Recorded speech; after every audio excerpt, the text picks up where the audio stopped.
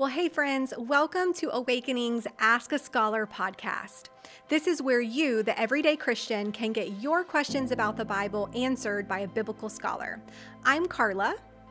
And I'm Mike, and we're both glad that you decided to join our discussion. So let's dive in. Well, welcome everyone to episode 17, getting your questions answered on the book of Isaiah. And we're really excited to have Dr. Matthew Lynch back with us. If you recall, he was with us a couple months ago whenever we covered the books of Joshua and Judges. And we're super excited to have him back again. Dr. Lynch, welcome. Thanks so much. It's good to be back. Awesome. Well, tell us a little bit about some of the focuses in study that you've done on the book of Isaiah before we jump into questions. Sure. My academic journey into Isaiah, I guess, got started when I took a course on Isaiah when I was a student at Regent back in the early 2000s. I took a course with Rick Watts, who actually is a New Testament scholar, but he has done a lot on the use of the Old Testament in the New. And of course, Isaiah plays a major role in the New Testament. And so he taught a really wonderful class on Isaiah. And then I ended up writing my THM thesis on the nations in the latter part of Isaiah 56 to 66, section that scholars usually call Trito Isaiah or Third Isaiah, and just was so fascinated by that topic and by the book of Isaiah. It's a wild and wonderful book, and I didn't write on it for my doctoral dissertation, but as soon as I finished my dissertation, I was anxious to get back to Isaiah because in many ways it was like more of a deep love of mine than the book of Chronicles, which I wrote my dissertation on. And so in my postdoctoral work in Germany, I ended up kind of delving further into Isaiah, and I wrote a book on the first part of Isaiah this time, focusing on the sort of anti-idol and monotheism language in First Isaiah 1 to 39. And right now I'm working on a commentary on the book of Isaiah for the Bible in God's World series published by Whittenstock. And I think it'll be done maybe in 2026. We'll see. That's probably a bit ambitious, but that's the hope. Okay, awesome. Well, we'll be excited whenever that comes out. That will definitely help our students as they restudy the book of Isaiah when we come back around to it the next Sure. cycle. Yeah. Do you keep going around biblical? Is it the idea you go through the Bible and then come back through? Yeah, we have a 2-year plan, and so Okay. we'll eventually get back to Isaiah, and hopefully by that time we'll have your commentary to help us. That would be Okay. awesome. Yeah. That's great. Okay, great. Well, then if you're ready, let's jump on into questions. We've got quite a few today. So the first question that came in from our student says, what purpose does God's wrath serve in the book of Isaiah? And how does it fit with God's mercy? Yeah, really big picture question there, and one that I think most people that spend time in the Old Testament, especially the prophets, would spend some time thinking about. There's definitely a felt tension between wrath and mercy in the Old Testament. I think if I could jump over to Habakkuk, there's that time when Habakkuk says to God, "In your wrath, remember mercy." You know, even though theologically all acts of God might be deemed to be both merciful and just at the same time, in our experience of God, we don't always experience God's actions as both merciful and just in the same moment. Um, so there's also that tension or probably imbalance between judgment and mercy expressed in Isaiah 54. That might be an interesting place to think about this question with, where the prophet says that in an speaking of God in the first person here, in an outburst of anger, I hid my face from you for a moment. So there's just talking about the temporary nature of God's wrath, but with Mhm. everlasting mercy, I will have compassion on you. So in that verse, you have this imbalance between the temporary, momentary nature of judgment and anger and wrath compared with the everlasting nature of God's compassion and mercy. And again, like the experience of Israel or our experience of God might not feel like that imbalance, like toward compassion and mercy, but that's a drumbeat emphasis throughout the whole Testament about God's character, that his mercy outweighs his wrath. And I think also Isaiah emphasizes that not only is there a disproportionality to judgment and mercy in God, there's also a different relationship between God and his judgment and God and his steadfast, loyal mercy. One is intrinsic to God, and one is extrinsic. One is derivative. And so there's a passage, actually I'm working on it in my commentary right now, in Isaiah 28, where the prophet is talking about God's judgment. And in verse 21, he calls it God's strange work. Hmm. And the idea seems to be in that passage, it's a little bit unclear, but I think the idea is that the act of judgment, in which wrath is expressed by God, is somehow alien to God, and it's not a natural fit for him. I mean, to put it crudely, right? Whereas showing steadfast, loyal love, God's chesed or enduring love, is very much at the heart of God. And so I think that those two ideas, the disproportionality, the an intrinsic and extrinsic or derivative nature of mercy or of wrath, is important. The other thing is, wrath is not always a negative in the prophets. That in many ways, wrath is the engine driving God's concern for justice in the world, and Mhm. it's I don't want to sugarcoat it as if it's well, if you just sort of tilt your head a bit, it all kind of looks nice. um, Wrath is something that did frighten Israel. It did frighten God's enemies. It was a display of power. But it also is the sort of emotional drive, if you could put it in human terms, that impels God toward acting and enacting proportionate justice and judgment in the world. And so without Mhm. it, you have a dispassionate God who is uninvolved in the affairs of the world and is uninvolved by sin and injustice. And so when thinking about wrath, um, I think it's worth sort of counting the cost of eliminating that quality from God's character, or at least the expression of God's actions in the world. It's worth thinking about. There's other directions I could go as well, like in Isaiah 10, thinking about when God raises up Assyria. Assyria is called the sort of staff in God's hand that is delegated to enact God's wrath. So wrath is sometimes delegated as well. Uh, Mhm. and that gets us into tricky territory, because God's delegates are imperfect, they're sinful, and sometimes wicked, like the Assyrians.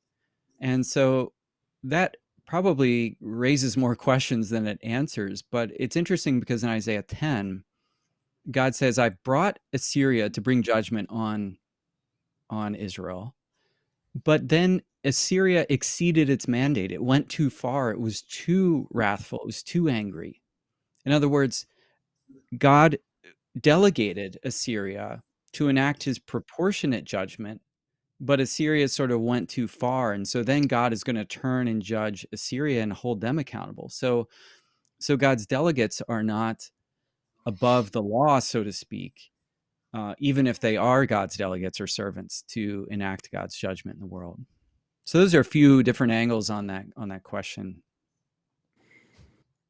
Very helpful. Mike, any thoughts? It's an interesting thing because I find the tension, right, Matt, that you have this very explicit call out within Isaiah that God is actually he's the one that's able to control and manipulate other nations, other empires, Mhm. especially Assyria and eventually we know with Babylon. Mhm. And they were instruments of wrath, his instruments of judgment. But at the same time, it almost seems like there was this proto idea of just war or Mhm. just judgment. In some sense, yes, you may be Gentile, you may be a pagan empire, but you're still a tool in my hand. Mhm. But when you go beyond what you're supposed to do, in some sense, there's almost as though there's like an implied Everyone knows this. You just went too far. You crossed the Mhm. line Mhm. on this conquering that you did. Yeah. Now judgment is going to be upon you. It's interesting that it's as weird as it is, and I agree, there are a lot of people who get very uneasy with that idea that God was in control or able to use pagan nations. Mhm. But at the same time, it does also fit with the concept that God is the creator of all peoples. Mhm. And even the Assyrians, even the Babylonians who claimed different gods and worshiped different gods, and yet they were still ultimately servants and instruments in the hands of the one creator God. Yeah. Um, it's an interesting picture that in some sense no one is ever really outside the purview of God, Yeah. but at the same time we're all accountable to him. Yeah, there's something of a natural law in the prophetic books. I'm not trying to use that in a technical sense, but just that there's a standard that God holds the nations to, and whether they are aware of it or not, God is just in judging them in accordance with that justice standard. And so God doesn't hold the nations to account for, let's say, not worshiping at the temple in Jerusalem. He understands or recognizes that the nations don't have the revelation that Israel has, but at the same time, they have enough to know how they're supposed to treat people. And when they go beyond that, God does hold them to account. So you have that idea of a sort of general standard of justice that when God enacts his wrath is seen to be fair, and also it's meant to be proportionate. Question for you to when you said intrinsic and extrinsic, Mhm. that's an interesting concept. Would you say from a simplicity standpoint for Mhm. people that it would be potentially good for people to think that God is intrinsically merciful? That's part Mhm. of who his nature naturally is, and extrinsically, like you said, the wrath comes out more so from a disciplinary standpoint. I think that's a fair way of putting it. And I should be careful in how I'm using it, like, because technically, like, I would say maybe God is intrinsically loving, Okay. um, in the sense that God is eternally and always acting in love. Like, it meaning, like, even if we could hypothesize before the world was created, God is a sort of Trinitarian self. Um, Satisfied but loving deity. And the act of creating the world is an act of love. But when you talk about wrath or judgment, that's in response to sin, which is a contingent reality. It's not an eternal reality. And so that's derivative in that sense, where it's responding to sort of circumstances that arise in relationship with imperfect, sinful humans, but is not part of something we would say, like, we wouldn't say God is wrath in the same way we say God is love. And so there's a reason we don't say God is wrath. It's not that God is never wrathful. Um, it's more that one is core to God's identity. And Mhm. mercy, I think, is sort of closely aligned with love. That's why I sort of used it interchangeably. Yeah, that's helpful. That's great. Mhm. I, I am curious, Matt. There's Mhm. a few weeks ago, well, about a month ago or so, I had preached from the book of Jonah. We were doing a series on politics and faith, and Mhm. it's a very interesting, funny moment where when Jonah finally revealed why he didn't want to go to Mhm. Nineveh, to essentially to one of the major cities of the Assyrian Empire, and it was because he knew God's propensity was to be merciful. Yeah. And he wanted, and actually in reality what Jonah wanted was the wrath. He wanted the Mhm. wrath expressed towards the enemies of northern Israel, Yeah. didn't want them to receive mercy. And Wow. kind of one of those reflection thoughts that I had in the sermon talk was just simply, isn't it funny how often we want the mercy of God for ourselves, Mhm. but we often instead then want the wrath of God for all those that we don't like, Yeah. all those that we would call our even our political enemies. Yeah. And that in the end God's propensity is towards mercy, and that Jonah knew this, and that he didn't want to go to Nineveh because he was afraid in many ways that Yeah. God was actually going to show mercy to the Ninevites instead of judgment. And Hmm. it did make me think when you said that it's a strange fit, like Mhm. that God's wrath is almost like a strange fit or a strange work. Mhm. Is it possible that in many ways his tendency is to express mercy when the opportunity avails? Mhm. But for us as humans, we're so used to expressing judgment or wrath or anger towards other people whenever we're given the opportunity. That Yeah. Yeah. is almost as Very, though like very we're much the so. opposites. Yeah. Yeah, I think so. And I think, a book like Jonah, it's worth like feeling the weight of that objection by Jonah. Because on the one hand, he's a bit of a parody of what a prophet should be, because he runs the other way. He doesn't like announcing God's message and so on. Um, but he's dealing with a very real problem, namely God's mercy. And I think for a lot of us, and maybe living in a more comfortable context, we think about the problem of God's wrath or God's violence. But when you're a nation that's reading the book of Jonah, and you've been absolutely ravaged by the Assyrians, um, who would, if you kind of link up the dates of the historical figure of Jonah mentioned in the Bible, the Assyrians would in fact come and wipe out Israel not that much longer after Jonah preached. And so if God had in fact announced a message of judgment and judged Assyria and wiped them off the map, maybe Israel would still be around.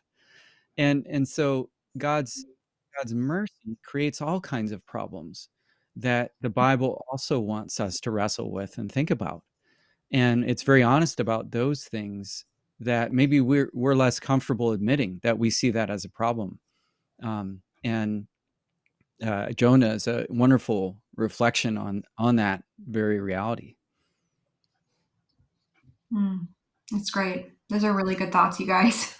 Let's jump to the second question just for the sake of time. I know we could sit on that one for a little bit longer, but let's keep it moving. That was a good one. The second question that came in said, "What does God mean when He tells Isaiah to preach to people in a way that will prevent them from understanding and being forgiven? Is this to be taken literally or ironically?" Yeah, well, in the question itself sort of named two sides of the debate, which Yeah. is on the one hand treating it as a very literal message that Isaiah is basically supposed to go out. This is from Isaiah 6, by the way. Is supposed to go out and tell the people, preach to them in a way that reinforces their own dullness, and so that with the end that they would not be forgiven in turn and be healed, which is just utterly shocking. Um, Mhm. or should it be taken ironically? So the prophet's sort of egging them on, go on being dumb and not listening in order to provoke them to in fact listen. So uh, Ah, and I see and what you. really scholars are really split on that.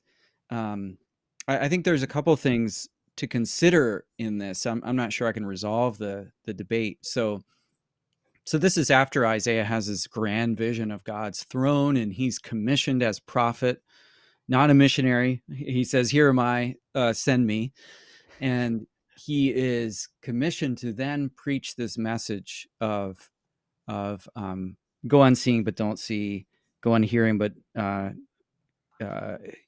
not hearing. And then God says, "Make the heart of the people callous, make their ears dull, and close their eyes. Otherwise, they might see with their eyes, hear with their ears, understand with their hearts, and turn and be healed." And Isaiah's, this is his commission, and he says, "How long, O Lord? Like, how long must this go on?" So, I think a couple of things. One, this is taking place in chapter 6 after 5 chapters of enumerating the problems and sins of Israel. And so God's not wanting to make dull and make imperceptive a people who are otherwise like pretty good people. He's not turning them against themselves or going against the grain of the direction that they're going.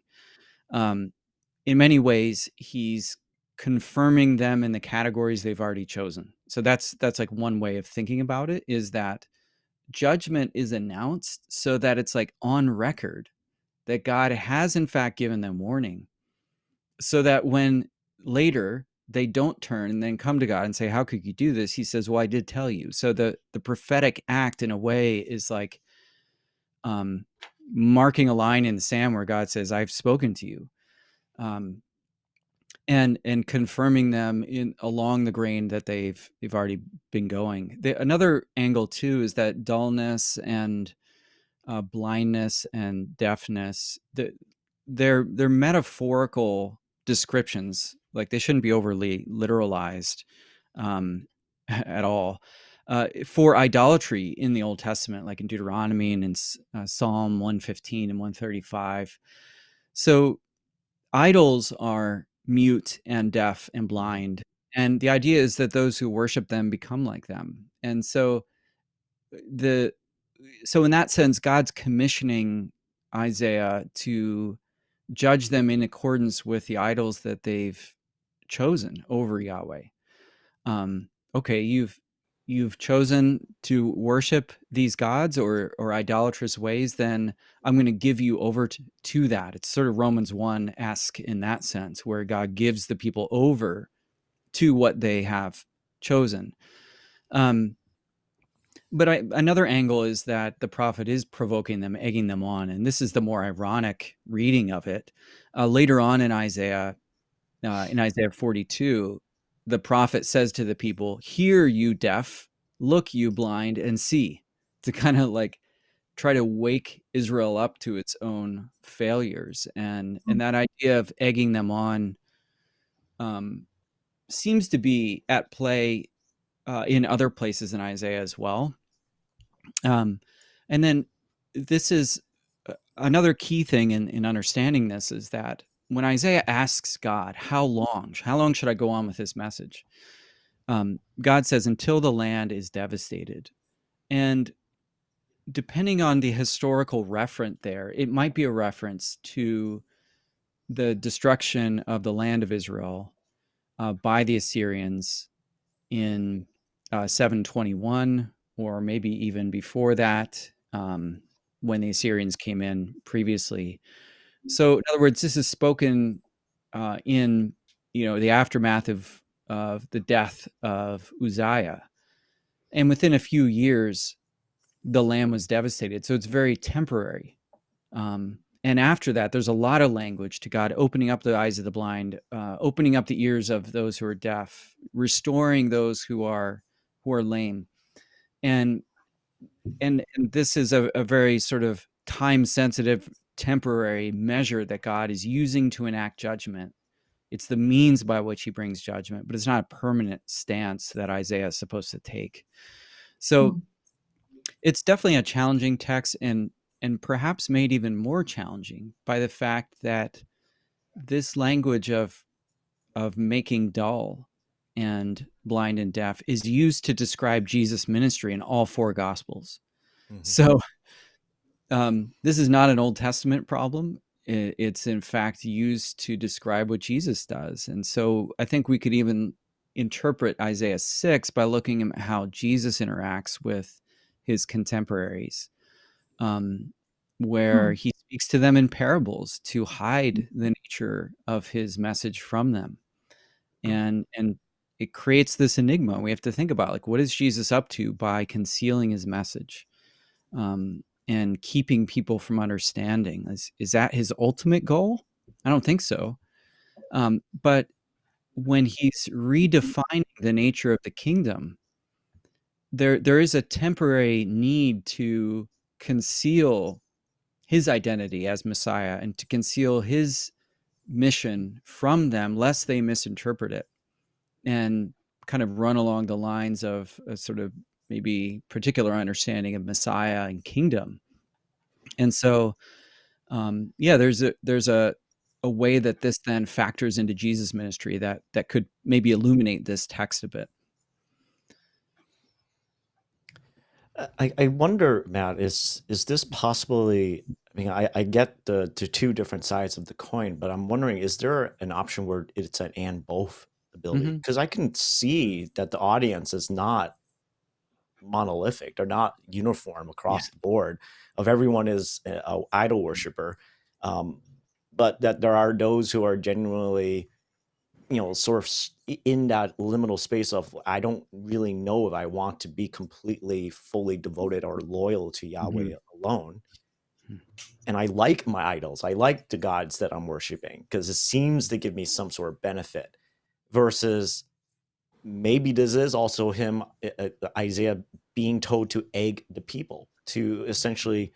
um, I remember years ago, I did this once with one of our nieces where we they my sister's brother was visiting and his family was here, and we were trying to prevent one of our nieces from like going into the docks near this fishing town, of just getting dirty or falling into the water. And eventually what I did was almost a reverse psychology strategy where I just kind of egged her on to like, do you want to go into the water? It's very dirty water, but you can play in the water if you want. And her immediate reaction as a 4 or 5 year old, once she started hearing the words, it's dirty, it's dark, it's scary, then that she just started pulling away of like, Yeah. oh no, I don't want to go. So like, Hmm. for a half hour of us trying to stop her from going, but Hmm. then by egging her on in that way, by her own volition, she realized, no, I don't want to do this. I don't want to go anywhere near that because Yeah. that's bad news. And so I wonder, is this a possible scenario where he's talking to both groups of people, of those who are sort of on that fence of where do I want to choose to be loyal, Hmm. and those who are just, no, Yeah. I'm just totally going for the gods of all the other nations around us. Yeah, very much so. I think you're right. It's a mixed audience. And for some people, it is that um, thing where God is saying, I'm just marking you out as having on record that I've told you, right? So that's it. Mhm. And I know you're going to just, in fact, react against the prophet, which will make you more dull and blind. So for some people, it's anticipating that that's the reality. But then for other people, they're going to hear this prophetic message and be prompted to take seriously what Isaiah says. And we actually see that in the book, that there are mixed responses. Um, and I think with all this, we have to remember this is prophetic literature. This is often poetic. And with poetry, you have to make allowances that you might not make in normal speech. This is not a technical handbook on how to be a prophet, because in fact, Isaiah never preaches this message. So Isaiah himself doesn't take it overly literally. He doesn't go out there and stand on the corner and say, "Hey, everyone, be blind and deaf and not hearing and seeing what I'm saying right now," right? So it's already non-literal in the way that Isaiah then goes out and speaks. So we have to be really careful with prophetic poetry of not um, creating problems for ourselves by treating it as a technical handbook. And certainly for us today, and not treating this as a guidebook for literal guidebook for how to treat, difficult people in the church or something. Yeah, let's definitely not do that, right? Oh dear. I mean, give it a try, but I wouldn't recommend it. Yeah, let's not recommend that. Well, that's great. Thank you guys for your thoughts on that one. Let's jump to a quick commercial break and then we'll come back with 3 additional questions, and then we'll wrap up this episode.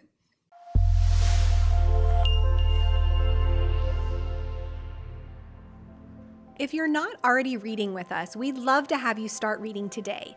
Every month in the Awakening Bible community, we read a book or several books of the Bible together. Readings are only 1 to 3 chapters a day, 5 days a week, with weekends reserved for catch-up or deeper study. And as you read, we know that you will likely encounter questions, but that's where we come in. Submit your questions at AWKNG.com, and we will do our best to get them answered for you right here on the Ask a Scholar podcast.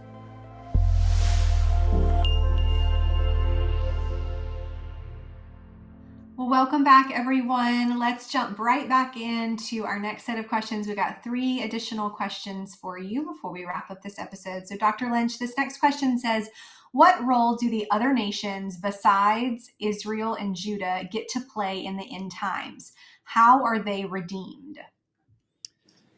Yeah, it's interesting. Isaiah doesn't often deal in end times discussion. So if by end times we mean the very end of history before which God restores all things, then Isaiah is not going to give us a lot of detail there. He'll gesture toward things, but specifics are a little hard to come by because in many ways, Isaiah says a new creation is coming and the nations will worship Yahweh.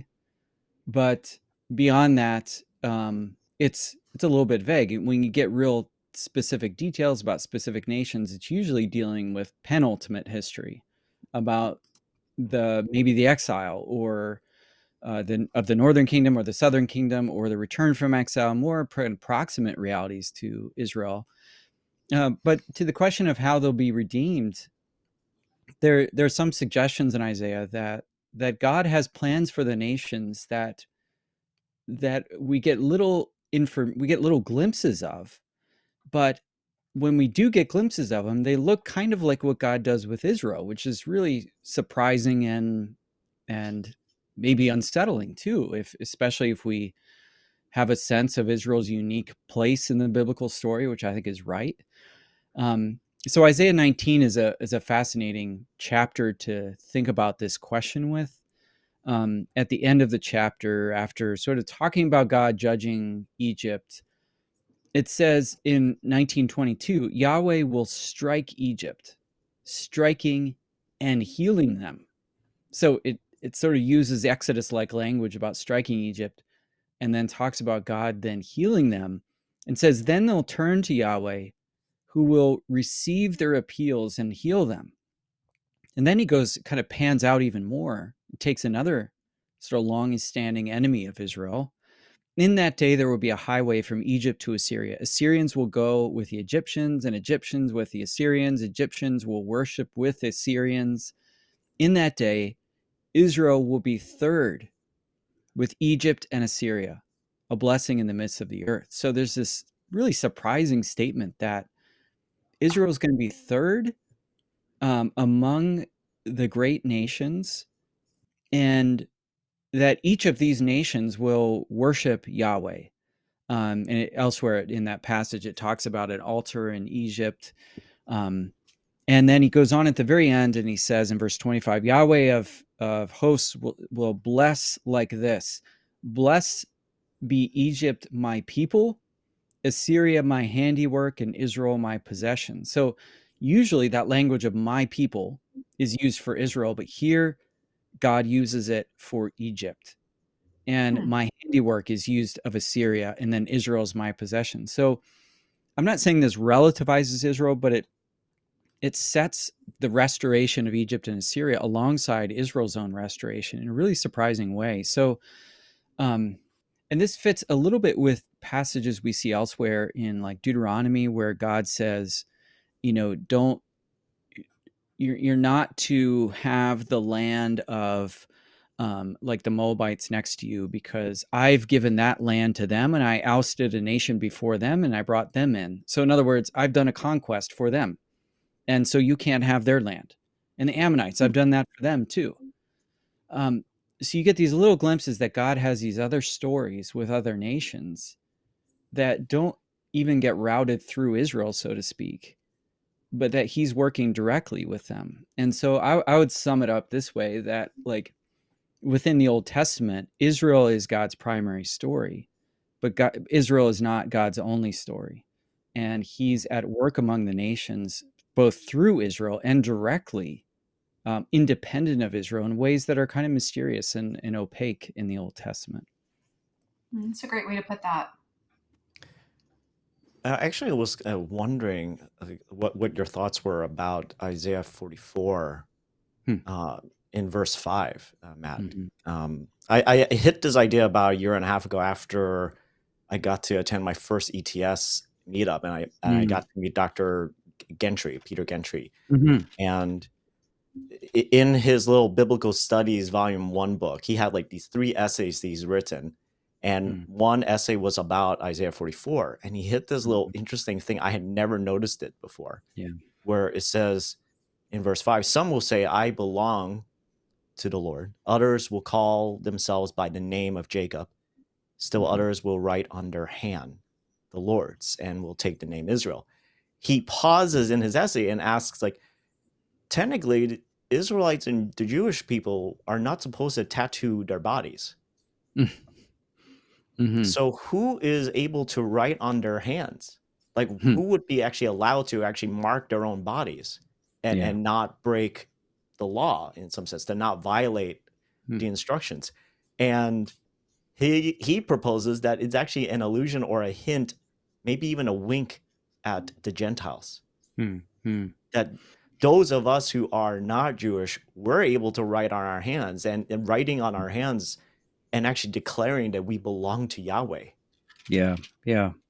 And It's a fascinating verse. And I mean, I don't know if I'd like the issue of writing on the hands maybe is metaphorical there. I don't know. Like, this is poetry after all. So, but at the same time, it seems to be referring to non-Israelites sort of identifying with Israel. And so either sort of God-fearing Gentiles, people attaching to Israel, which we see throughout its history, or broader identification with the God of Israel among the nations. And it's, as is often the case with these things, it's suggestive and pretty elusive as to what exactly this means.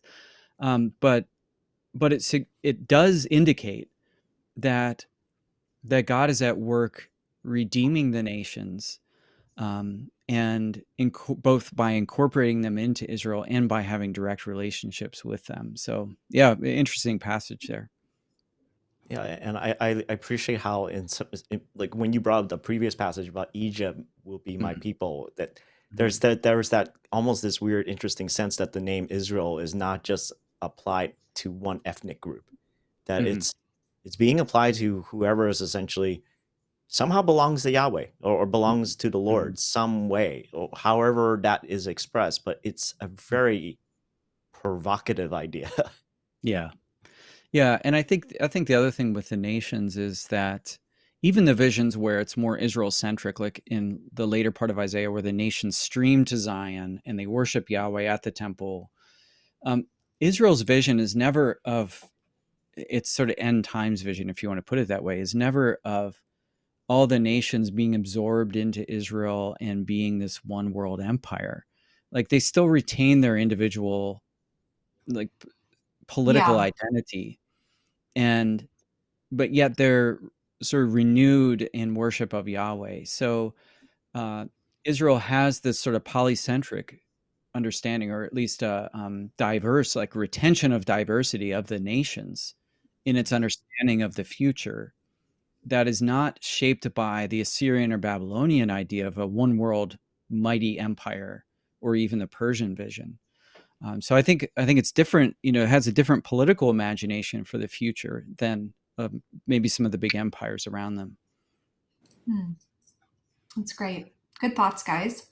Let's jump to the next question. It says, what qualities make Isaiah worthy of being a prophet? Why does God choose him? Yeah, I think there's nothing stands out with Isaiah that we can point to, I don't think. In fact, when he is commissioned in Isaiah 6, he acknowledges that he is a man of unclean lips, and he stands among a people of unclean lips. In other words, he's plagued by the same problems that they are. Maybe not the same extent as everyone, or maybe slightly, it's different in his case, but the point is he stands among them. And so there's never a sense that Isaiah bears certain qualities that make him a good candidate, and God looks at him and says, finally an upstanding person, and I'll commission him. So we know he's the son of Amos. We know he has access to, eventually has access to kings, and you know, but beyond that, I don't think there's anything we can say uh, about him as a person that make him a good candidate.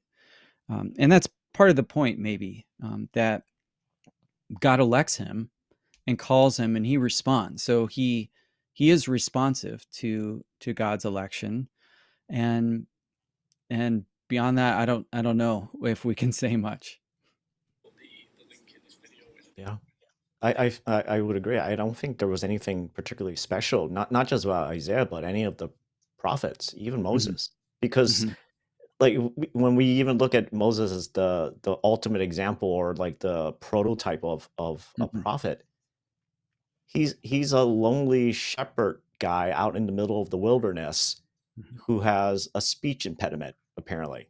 Hmm. And like he would not look like the type of person you would think would be an eloquent speaker or communicator to speak before a king. Um, and so I don't think that prophets have anything that's like particular about them. It's that if they show any sort of power, it's because of the power that Yahweh has given and is working through them, Hmm. like in spite of their frail humanity. And maybe that is like what you said, Matt, like the point. Is that Hmm. that you actually are not supposed to see the prophet. You're actually supposed to see the God of the prophet. Yeah, yeah, very much so. And maybe a beautiful reminder for all of us who think that we're unworthy to be used by God. It's not about any of that. God can use whoever he chooses, just like you said, he used Syria, who was like the evil empire. So, I mean, he can use whoever he wants to use. Who are we to say that we're good enough or not good enough? Yeah, yeah. Okay, awesome. Well, let's jump to one final question and then we'll wrap up this episode. And this is a good question that may kind of just help people understand the overall structure of prophets within the Bible. But the question is, what's the difference between the major prophets and the minor prophets? And maybe unpack which books are in which category to help listeners. Sure. So the major prophets are Isaiah, Jeremiah, and Ezekiel, and then minor prophets are the 12. So Hosea, Joel, Amos, Obadiah, Jonah, Micah, Nahum, Habakkuk, Zephaniah, Haggai, Zechariah, Malachi. The shorter How, prophetic how books. fast can you say it? um, and the real difference between them is length. So we should not gain the impression that Amos is minor in importance in the Bible, or Micah, or even Zephaniah. So now, when we say major or minor prophets, we're really just talking about length. And it's interesting that the 12, I mentioned the 12, and they're grouped together and even sometimes put together in ancient scrolls and treated as a single entity or book. When you combine the 12, they're almost about the same length as, roughly Isaiah, Jeremiah, and Ezekiel, even though, within range. So it might be that the books were even grouped as four major collections: Isaiah, Jeremiah, Ezekiel, and the 12. So yeah, I mean, by all means, I would say, pay attention to the so-called minor prophets, because they're pretty major. It just made it did make me wonder, just because I remember how Jeremiah pointed out there was a false prophet that was speaking and basically promising the exiles at that moment that they would be able to return to the land. And ultimately, Jeremiah was the one that was actually right, Yeah. and that this false prophet was made out to be a liar. And so I kind of wonder and reflect that maybe in the Babylonian and in the post-exile period, they're pretty much they're looking for the prophets who actually were truthful. Hmm. And like you alluded to, Matt, it's like these collections, like this collection of Isaiah's writings and sermons and preachings, and this collection of Jeremiah and this collection of Ezekiel, and then the 12, that they're Hmm. looking for those who are actually really the prophets of Yahweh and not these Hmm. liars. And Hmm. so thus they just made these collections. And it would make sense that they realize, wow, we needed to actually hear honest and true words and not the false lies that we heard from so many other false prophets. and that's what ultimately got preserved. But I love it. It's like the major prophets and the minor prophets, they have almost this equal importance because of how valuable their words were. Yeah, exactly. That's great. Dr. Lynch, as we wrap up, any resources that you would recommend for our students who are listening to dive into as they study through Isaiah? I know you're working on your commentary, which we discussed at the beginning, but it's not quite ready yet. Anything else that you would want to direct them to? Yeah, I mean, it depends on how heavy duty you want to get. So there's like a several books by Andy Abernethy, Understanding Isaiah. I can't remember the titles now, but it has to do with like the kingdom in Isaiah. He's a really excellent scholar of Isaiah. I'd recommend his books. Patricia Tull's commentaries. It's lengthier. It's more critical commentary in this sort of technical sense, but very interesting. And then I always recommend the resources by the sort of Kingdom Diversity Initiative that provides really good bibliographies by scholars, minoritized scholars, and scholars in the developing world, and so on. So I would definitely check out their resources online. You can search bibliographies there. So yeah, those are a few places I would go. I'm sure I'm forgetting a ton, but definitely some starting points. Okay, great. Awesome. And we've got one final fun question for you. We've already asked you the typical ones that we ask everyone when we recorded with you previously. So we got a new one for you since we're recording in January of 2025 for those that are listening maybe after this recording releases.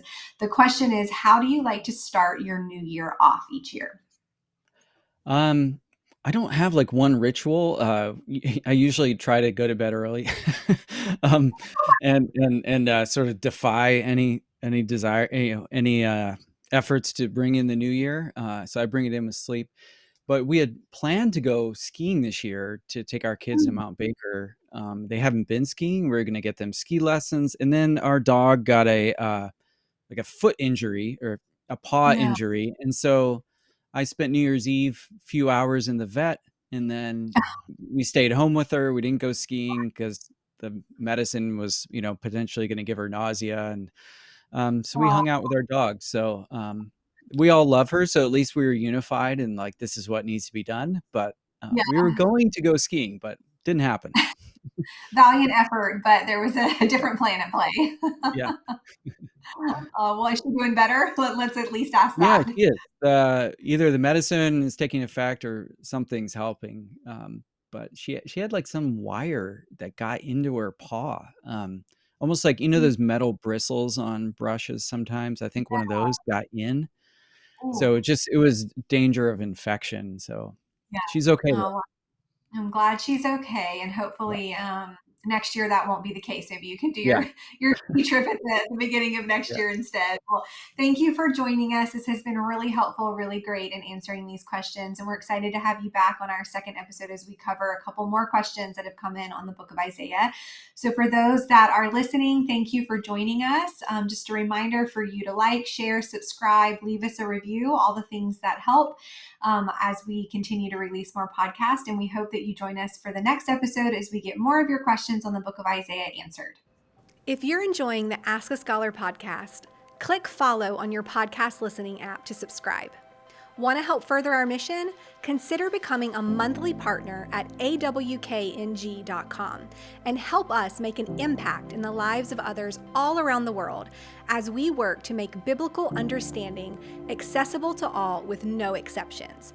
Join us next time as we get more of your Bible questions answered.